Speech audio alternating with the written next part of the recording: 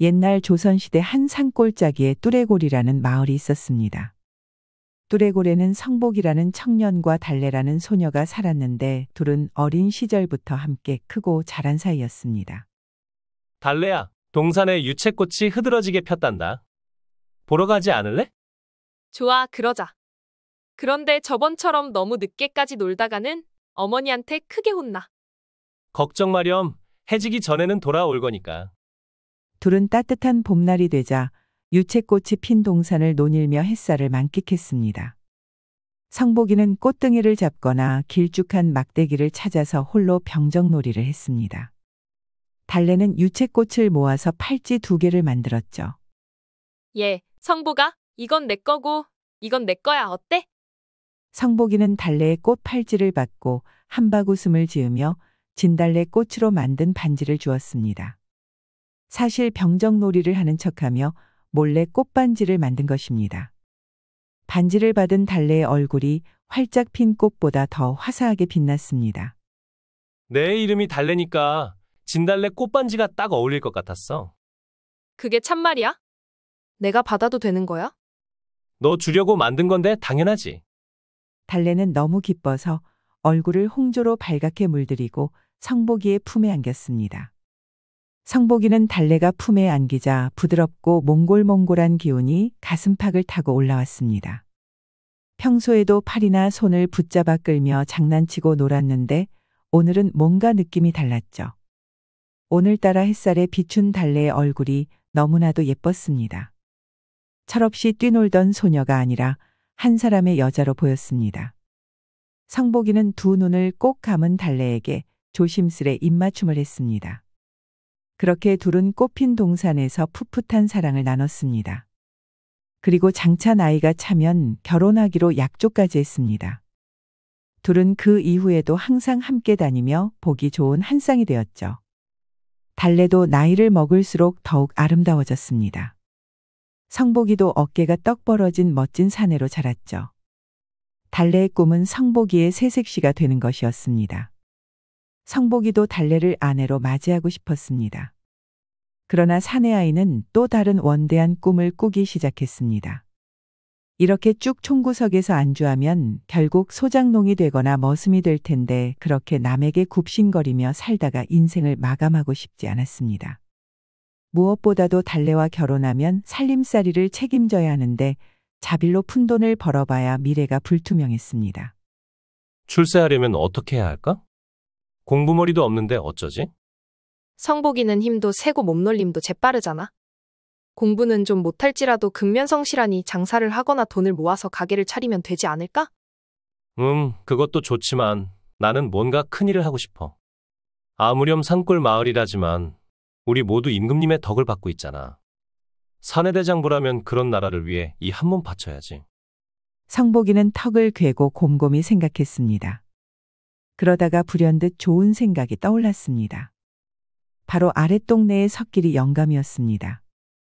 석길이 영감은 초로의 노인네였지만 왕년에는 나라를 위해 외적과 싸우는 병사 생활을 했었지요.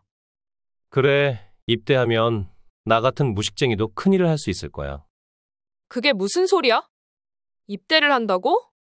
그러면 죽을 수도 있잖아. 좀 위험하겠지만 그만큼 가치 있는 일 아니겠어? 성복이는 결심을 하고 곧바로 압록강과 두만강 근처 국경수비대로 떠날 채비를 했습니다. 여전히 조선은 외적들의 침입이 빈번하니 국경 지역에서 복무하면 그만큼 공을 세울 기회가 많을 테니까요. 하지만 이를 지켜보는 달래의 마음은 복잡하기만 했습니다. 성복이는 겉은 강인해 보일지언정 속은 아직도 여린 소년이었기 때문입니다. 달래의 반대에도 성복이는 막무가내였습니다. 결심하자 곧장 행동에 옮기기로 했죠. 다음 날 아침이 되자 성복이는 정든 고향 뚜레고를 떠나기 위해 집을 나섰습니다. 그런데 달래가 기다리고 있었습니다. 성보가 가는 것을 더는 막지 않을게. 하지만 반드시 꼭 돌아와야 한다고 약속해줘. 당연하지. 공을 세우고 출세해서 달래 너를 아내로 맞이할게. 조금만 기다려줘. 성복이는 울먹이는 달래를 힘껏 안아주고 길을 떠났습니다. 그런 성복이의 뒷모습에 달래의 눈시울은 붉어졌습니다. 이후 5년이라는 시간이 흘러 청운의 꿈을 품고 떠난 성복이는 바램대로 국경지대에서 외적들과 맞서 싸우며 크고 작은 공을 세웠습니다. 이에 따라 무관 시험을 치르지도 않고도 팔품 승위 부위에 오르게 됩니다. 성복이는 이만하면 달래를 책임지고 살 수 있겠다 싶어 휴가를 쓰고 뚜레골로 귀향했습니다. 당당한 모습을 마음껏 뽐내며 고향으로 돌아오자 뚜레골 사람들은 난리가 났습니다. 어리숙했던 소년이 당당히 벼슬을 얻고 말까지 타고 돌아왔으니 말입니다. 성복이는 마을에 돌아오자마자 달래를 찾았습니다. 그러나 달래네 집에는 연로한 부모만 있을 뿐 어딜 봐도 달래가 보이지 않았습니다. 이를 이상하게 여긴 성복이는 달래네 아버지를 붙잡고 물었습니다. 그러자 아버지는 성복이의 물음에 쉽사리 답하지 못하고 우물거리다가 이윽고 눈물을 주르륵 흘리는 것이지 아니겠습니까? 자초지종을 묻자 달래네 아버지는 목 놓아 울음을 터뜨리며 이실직고했습니다. 성복이가 떠나고 나서 몇 년 후 심한 가뭄이 찾아왔습니다. 달래는 오매불망 성복이만을 바라보며 기다리고 있었는데 그 사이 온 가족이 굶어 죽게 생긴 겁니다. 그런데 한양에서 지방 순찰차 내려온 병조판서 신대감이라는 양반이 달래를 보고 한눈에 반해버린 것이죠. 달래를 첩으로 데려가고 싶은 신대감은 쌀과 돈을 주며 꼬드겼습니다. 당연히 달래네 아버지는 사랑하는 딸을 팔아넘길 수 없다며 단칼에 거절했습니다. 그러나 달래는 사랑하는 가족이 굶어 죽는 것을 볼 수 없었습니다. 달래는 밤중에 짐을 싸들고 신대감을 따라 집을 나섰습니다. 다음 날 달래네 가족은 집 앞에 놓인 쌀가마니와 엽전 뭉치를 발견할 수 있었죠. 달래네 가족은 덩그러니 놓인 쌀가마니 앞에서 달래의 이름을 되뇌일 뿐이었죠. 이 이야기를 들은 성복이는 망치로 머리를 얻어맞은 것 같았습니다. 잠시 자리를 비운 사이 이런 일이 있었다니. 차라리 그때 떠나지 않았다면 달래를 보호할 수 있었을 텐데. 성공의 눈이 먼 바람에 이리 오랫동안 자리를 비워서 그만 사랑하는 여인을 빼앗기고 만 것이죠. 성복이는 자리를 박차고 곧바로 말에 올랐습니다. 지금이라도 당장 한양에 올라가 달래를 데려올 심상이었습니다. 정 안 되면 달래를 몰래 납치할 각오도 세웠습니다. 병조판서가 다 무엇이란 말입니까? 어찌 사랑을 돈으로 사다니요? 성복이는 달래의 고운 미소를 떠올리며 힘껏 말을 달렸습니다. 쉬지 않고 말을 달린 성복이는 한양에 도착하자마자 달래가 있는 집을 찾았습니다. 별로 어렵지는 않았습니다.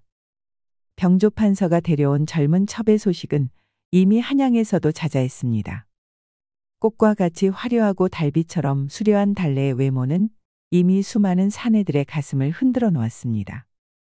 병조판서 신대감도 그런 달래를 애지중지 아낀다는 말도 있었지요. 이 말을 들으니 성복이는 더욱더 가슴이 뜨겁게 타올랐습니다. 성복이는 마음먹으면 곧바로 실행하는 사내였죠. 성복이는 주막에서 밤이 될 때까지 기다렸습니다.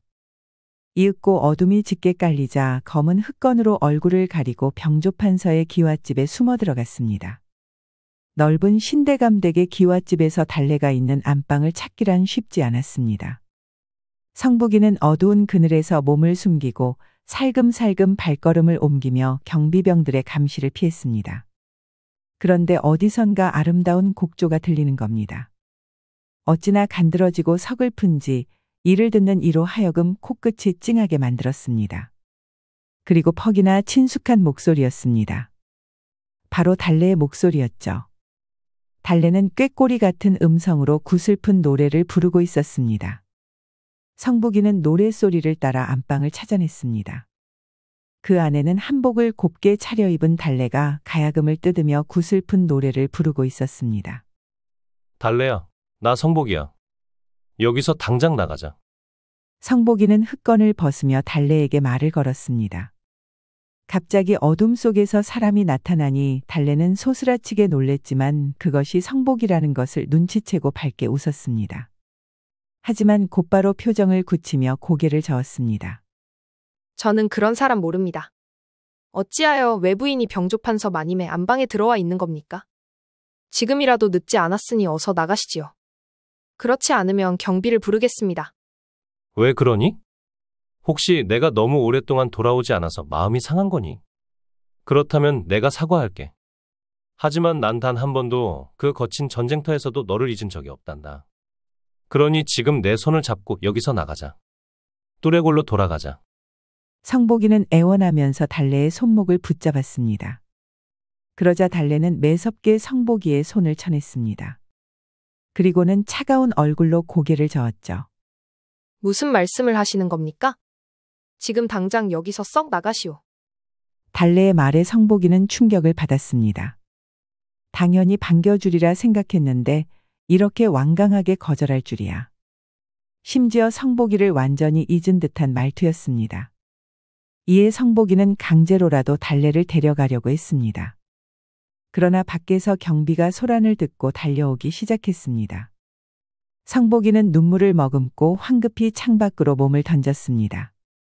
그런데 성복이가 자리를 뜨자마자 달래는 울음을 터뜨렸습니다. 그렇습니다. 달래는 성복이를 잊기는커녕 매일 밤마다 그리워했습니다. 하지만 여기서 성복이와 함께 도망친다면 신대감이 크게 노하여 가족에게 해를 끼치는 것은 물론 성복이도 가만두지 않을 것입니다. 고관대작인 신대감이라면 성복이의 목숨쯤이야 쉽게 앗아갈 수 있을 테니까요. 그래서 달래는 애써 모른 척한 것입니다. 이 사실을 모르는 성복이는 마음의 상처를 입고 어둠 속에 몸을 숨겼습니다. 지금이라도 당장 신대감 집을 빠져나와야 하지만 정신이 수습되지 않아서 쉽사리 발을 못 옮겼습니다. 벽에 몸을 바짝 붙이고 터져나올 것 같은 울음을 간신히 억눌렀습니다. 그때 벽 너머로 웬 수상한 말소리가 들렸습니다. 이는 조선말이 아니었습니다. 바로 청나라의 말이었습니다. 성복이는 오랜 기간 국경에서 외적들과 맞서 싸우며 그들의 문화와 언어를 조금이나마 배울 수 있었습니다. 이는 청나라 말이 분명하다. 그런데 이 말 소리가 어째서 신대감댁 안방에서 나는 걸까? 성복이는 호기심에 슬쩍 창문으로 안을 들여다봤는데 역시나 청나라 출신의 사내 한 명과 나이든 선비가 자리에 앉아 술잔을 기울이고 있었습니다. 그리고 저 선비는 다름 아닌 신대감이었습니다. 둘은 막역한 사이처럼 술잔을 나누며 대화를 이어갔습니다. 그리고 껄껄 웃으며 문서 묶음을 청나라 사람에게 내밀었죠. 멀리서 잘 보이지 않았지만 문서의 앞에는 조정의 내부 문서를 의미하는 인장이 큼지막하게 박혀 있었습니다. 아주 훌륭하게 일을 해냈구려. 이 정보라면 조선의 군 상황은 우리 부처님 손바닥이오. 아주 힘겹게 빼온 정보요. 그러니 값을 아주 넉넉히 쳐주시오. 조만간 사신이 방문하여 그대의 공을 치하할 것이오. 그러니 잔치나 크게 준비하시오. 이럴 수가. 병조판서 신대감은 청나라 밀정과 내통하는 첩자였던 것입니다. 성복이는 깜짝 놀라서 그만 큰 소리를 내고 말았습니다. 청나라 밀정과 신대감도 그 소리를 듣고 말았죠. 이윽고 경비병들이 몰려오기 시작했습니다. 앞서 성복이가 달래의 방에서 소란을 만든 탓도 있었습니다. 결국 성복이는 경비병들에게 붙잡히고 말았지요. 수상한 침입자를 잡은 신대감은 단칼에 성복이를 죽이려고 들었습니다. 대감님, 이만하면 충분하지 않습니까? 상처가 너무 깊습니다. 동양 친구가 그저 제가 보고 싶어서 찾아왔을 뿐이에요. 목숨만은 살려주셔요. 그러나 그때 달래가 달라붙어 신대감에게 애원했습니다. 성복이는 동양 사람으로 그저 동네 친구가 그리워서 찾아온 어리숙한 사람일 뿐이라고 말했습니다. 신대감은 그런 달래의 애원을 듣고 성복이를 죽이는 대신 흠씬 두들겨서 광에 가두는 것으로 마무리했습니다. 멍투성이로 더러운 광에 갇힌 성복이는 정신을 잃고 쓰러져 있었습니다. 그리고 한참을 정신을 잃고 있었는데 불현 누군가가 성복이를 부드럽게 쓰다듬는 것입니다. 눈을 떠보니 이는 달래였습니다. 달래는 커다란 눈에서 눈물을 뚝뚝 흘리며 성복이를 일으켜 세웠습니다. 그리고 지금 당장 여기서 도망쳐야 한다며 몰래 성복이를 풀어주었습니다. 성복이는 다친 몸보다 매국노 신대감 곁에 달래를 내버려 두고 떠나야 한다는 사실이 더 마음 아팠습니다. 꼭 다시 구하러 올게, 달래야. 조금만 기다려줘. 성복이는 그렇게 신대감 댁에서 무사히 빠져나올 수 있었습니다. 하지만 매국노 신대감을 어떻게 처벌하고 달래를 무사히 구출할 수 있을지는 답이 없었습니다. 이를 관아에 신고한다 해도 달래의 본적은 신대감의 첩, 그렇다면 영모죄로 신대감과 같이 싸잡혀서 벌을 받을 것이 분명했습니다. 우선 달래를 무사히 빼내고 신대감을 관아에 넘겨야 했습니다. 이는 도저히 혼자서 해낼 수 없는 임무였죠. 그때 성복이는 군에서 함께 생사고락을 함께했던 동료가 떠올랐습니다. 그중 몇몇은 한양에서 살고 있다고 했던 것도 생각났지요. 바로 춘삼이와 칠석이었습니다. 성복이는 다친 몸을 이끌고 낮이 되자마자 춘삼이와 칠석이를 찾았습니다. 춘삼이는 제대를 하고 가업을 이어 장사를 하고 있었습니다. 칠석이는 군에서 번 돈으로 방탕하게 생활하며 밥이나 축내고 있었죠. 둘은 전우인 성복이를 반갑게 맞이했습니다. 그래, 무슨 일이냐? 어쩌다가 그 꼴이 난 게야? 우리한테 말만 해? 친구 좋다는 게 뭐겠어? 성복이는 그간 있었던 일을 모두 상세히 말했습니다. 그리고 매국노 신대감을 반드시 혼내줘야 한다고 힘줘 말했습니다. 둘은 고민하지도 않고 성복이와 함께하기로 했습니다. 먼저 얼굴이 팔린 성복이는 잠시 응거하고 춘삼이와 칠석이가 신대감에 대한 정보를 모으기로 했지요. 이틀이 지나 다시 모인 셋은 각자가 모은 정보를 이야기했습니다. 칠석이는 신대감이 평소에도 음주 가무를 즐기는 아주 방탕한 자로 옛날부터 청나라와 내통하고 있다는 소문이 파다했다고 말했습니다. 춘삼이는 가게에서 장사하며 엿들은 이야기인데 신대감이 조만간 큰 잔치를 벌인다는 것입니다. 잔치에서 사용할 술과 음식을 잔뜩 사들이고 있는 것이죠. 잔치의 이유는 아주 뻔했습니다. 성복이가 달래를 만나기 위해 숨어 들어간 날밤 청나라 밀정과 대화를 나눴던 내용대로 사신을 맞이하기 위해서입니다. 분명 몰래 방문한 것일 테니 관아의 포졸들이 현장을 급습하면 빼도 박도 못할 터입니다. 그러자 성복이는 아주 기가 막힌 생각을 떠올릴 수 있었습니다. 잔치를 벌일 때 남사당패로 변장을 해 숨어 들어가서 달래를 빼내고 그 틈에 관아에 알려 청나라 밀정과 내통하고 있는 현장을 발각시키자는 겁니다. 셋은 곧바로 계획에 착수했습니다. 그리고 신대감의 잔칫날 셋은 우스꽝스러운 남사당패 복장을 하고 신대감 댁을 들어갔습니다. 얼굴에 검댕을 칠해서 아무도 성복이와 춘삼이 칠석이를 알아보지 못했습니다. 풍악에 올리고 기녀들이 가무를 추자 신대감은 신나는 듯 손뼉을 쳤습니다. 옆에는 청나라 사신이 술잔을 기울이고 있었지요. 그 사이 성복이는 춤을 추는 듯 은근슬쩍 달래에게 접근했습니다. 달래야, 구하러 왔어. 내가 신호하면 저기 초랭이 탈을 쓴 사람하고 여기를 몰래 빠져나가렴.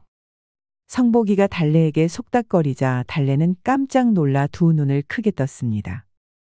그러나 이윽고 곧바로 고개를 끄덕였죠.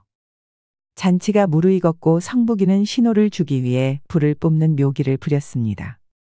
그러자 달래는 모른 척하며 소피를 보러 간다고 하고 자리에서 일어났습니다. 하지만 문제가 생겼습니다.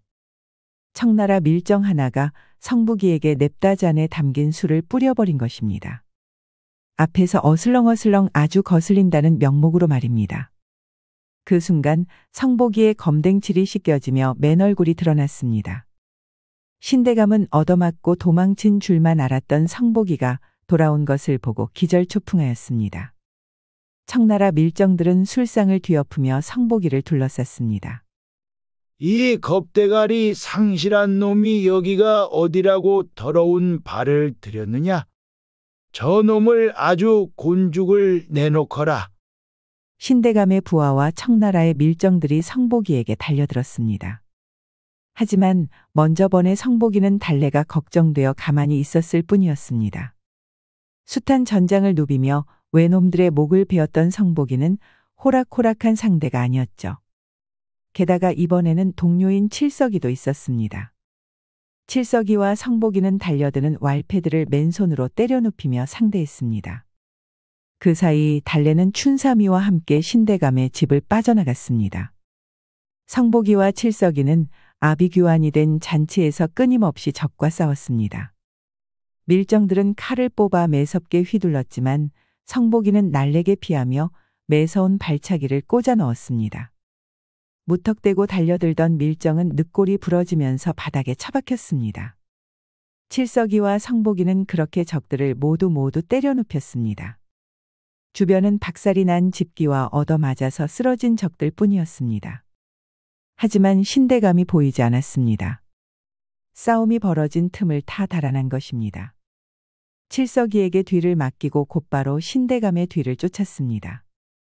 신대감은 집 뒤편에 있는 야산으로 주랭랑을 쳤습니다. 그 뒤로 성복이가 야수처럼 쫓았습니다. 신대감은 혼비백산을 했습니다만 성복이를 좀처럼 떼어낼 수 없었습니다. 그러다가 한 동굴을 발견하여 그 안으로 숨었습니다. 성복이도 그 뒤를 따랐죠. 동굴 안은 어두컴컴하고 물기가 가득했습니다. 성복이가 조심스럽게 안으로 발을 내딛는데 갑자기 바람을 가르며 화살이 날아왔습니다. 도망친 신대감이 동굴 안에서 숨어 있다가 활을 쏜 것입니다. 불의의 습격으로 어깨에 화살을 맞은 성복이는 피를 흘리며 뒤로 물러났습니다. 이에 신대감은 비열한 웃음을 흘리며 성복이의 숨통을 끊기 위해 다음 화살을 당겼습니다. 그런데 그 신대감은 다음 화살을 쏠 수 없었습니다. 동굴에서 겨울잠을 자다 이제 막 깨어난 곰이 신대감을 덮친 것입니다. 그야말로 천벌이 아닐 수 없었습니다. 신대감은 처량한 비명을 지르며 곰에게 잡아먹히고 말았습니다. 성복이는 신대감의 최후를 마지막까지 지켜보고 동굴을 빠져나와 다시 돌아올 수 있었습니다. 이미 포졸들이 엉망이 된 신대감의 집을 에워싸고 있는 상황이었지요. 밀정과 내통한 증거를 모두 찾아냈기 때문에 신대감은 목숨을 건졌더라도 죽음보다 더한 고통이 기다리고 있었을 것입니다. 역모를 꾀했던 신대감은 그렇게 파멸하고 말았습니다. 이를 관아에 고하여 용감히 맞서 싸운 성복이 패거리는 큰 상을 받게 되었죠. 이후 육품까지 출세한 성복이는 달래와 당당하게 혼약을 맺고 고향으로 돌아갈 수 있었답니다. 우리 이야기가 여러분들에게 조금이나마 재미를 선사할 수 있기를 바랍니다. 다른 재미있는 영상도 많으니 즐겁게 봐주세요. 그럼 여러분 모두 행복하고 즐거운 시간 되세요.